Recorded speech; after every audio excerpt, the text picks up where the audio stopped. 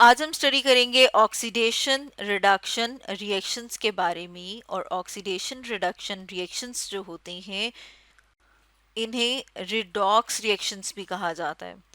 और ये जो रिएक्शंस हैं ये डायरेक्ट सोर्स होते हैं एनर्जी का। यानी हम ये कह सकते हैं कि रिडॉक्स रिएक्शंस के नतीजे में रिजल्ट में हमें एनर्जी मिलती है।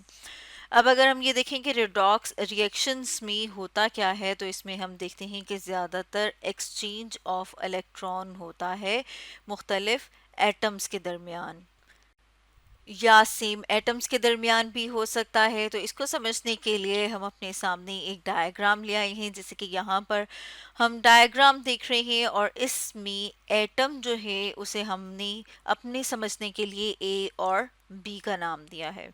हम देखते हैं कि जब एक एटम जो है वो इलेक्ट्रॉन को लूज करता है तो उसे हम कहते हैं ऑक्सीडेशन। जैसे कि हमने बात की है कि ऑक्सीडेशन रिडक्शन रिएक्शन जो रिडॉक्स रिएक्शन है, यानी कि उसमें ऑक्सीडेशन और रिडक्शन ये दो मुख्तलिफ चीज़ें हो रही हैं। ठीक है, तो ऑक्सीडेशन क्या है? ऑक्सीडेशन जिसमें हम कह रहे हैं कि लॉस ऑफ इलेक्ट्रॉन, यानी कि वो अपने इलेक्ट्रॉन को लूज कर देगा। जैसे कि यहाँ पर हम देख रहे हैं जब एक एटम अपने इलेक्ट्रॉन को लूज करता है तो फिर उसके ऊपर पॉजिटिव चार्ज आ जाता है।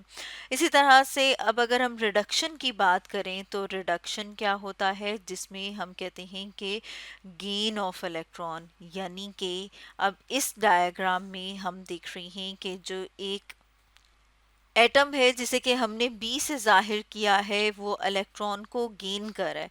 जब वो गेन कर रहा है तो उसके पास क्या आ गया है? उसके पास नेगेटिव चार्ज आ गया है।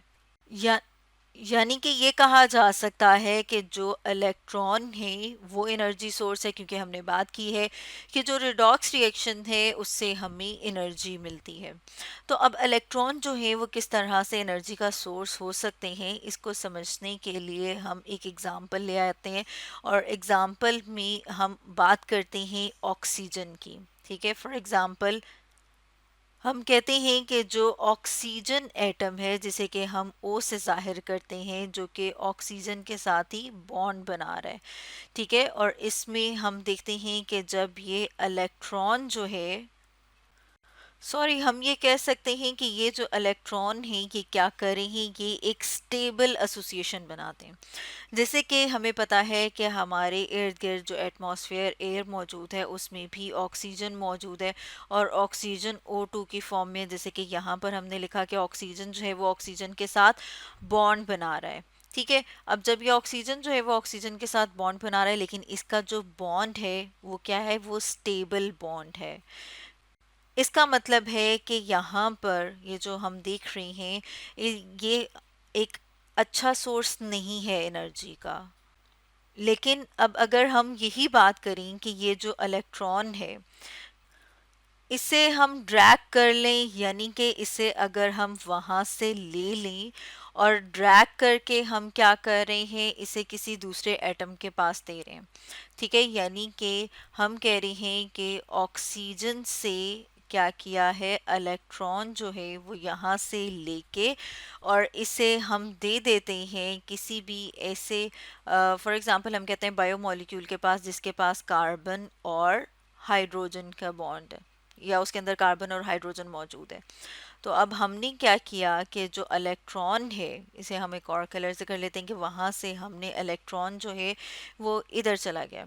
अब ये जो एसोसिएशन है ना, ये स्टेबल एसोसिएशन नहीं है। जब ये स्टेबल नहीं है तो क्या होगा कि ये जो है ये ट्राई करेगा ताकि ये वापस जो है वो ऑक्सीजन की तरफ जाए। यानी कि अब ये जो इलेक्ट्रॉन है इसने क्या कोशिश करनी है? इसने कोशिश करनी है कि ये वापस जो है वो ऑक्सीजन की तरफ मूव करे। और जब ये यहाँ से वापस ऑक्सीजन की तरफ मूव करने की कोशिश करता है तो उसकी वजह से एनर्जी रिलीज होती है। जैसे कि हमने बात की थी कि रिडॉक्स रिएक्शंस जो हैं उनसे एनर्जी मिलती है।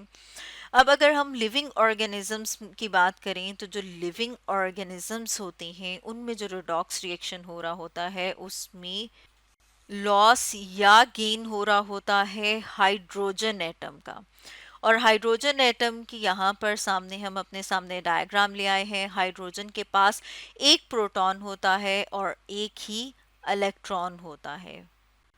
यानी कि अगर लॉस ऑफ हाइड्रोजन होता है, यानी कि अगर कोई जो मॉलिक्यूल है वो हाइड्रोजन को लूज़ कर रहा है, तो इसका क्या मतलब है कि वो किस को लूज़ कर रहा है, वो इलेक्ट्रॉन को लूज़ कर रहा है, क्योंकि हमने कहा कि हाइड्रोजन के पास जो है वो एक ही इलेक्ट्रॉन होता है।